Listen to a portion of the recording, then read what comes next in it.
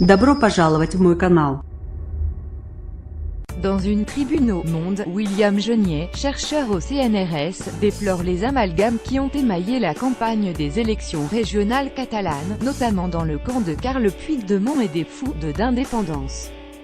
Le Monde 21/12/2017 à 7h, mis à jour le 21/12/2017 à 10h09 par William Genier, directeur de recherche au CNRS, Université de Montpellier CEPEL. Depuis quelques mois, le Royaume d'Espagne, classé depuis la fin du franquisme sous les auspices de la consensuelle Constitution de 1978, connaît une crise inédite dans sa forme liée à la tentative de sécession de la communauté autonome catalane.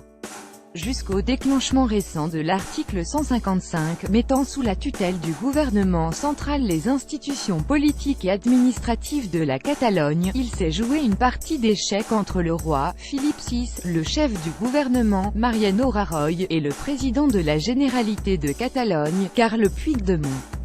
Une mise en scène digne de Netflix, ce conflit dont le retentissement politique dépasse largement les frontières de la péninsule ibérique doit beaucoup à l'obstination du leader indépendantiste.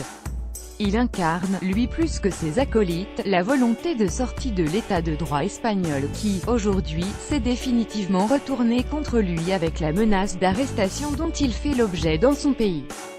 Beaucoup de choses ont été écrites pour essayer de rendre compte de cette situation politique complexe que ni les Français ni les Européens ne sont à même de comprendre dans sa globalité. Au cœur de la médiatisation par le biais de l'information en continu, l'histoire qui se joue est présentée telle une série digne de Netflix, opposant les bons d'un côté et les méchants de l'autre. Libre à nous de choisir où se trouve la face obscure de la force. Présenté ainsi, et relayé par une communication politique illusionniste, on comprend bien le tour de magie conduisant à opposer les gentils indépendantistes aux méchants de l'État espagnol, par ailleurs héritier de Franco, cela va de soi. Pourtant, on sait depuis le philosophe Ortega y Gasset que l'Espagne est une société invertébrée, où interagissent de multiples clivages, pas seulement territoriaux.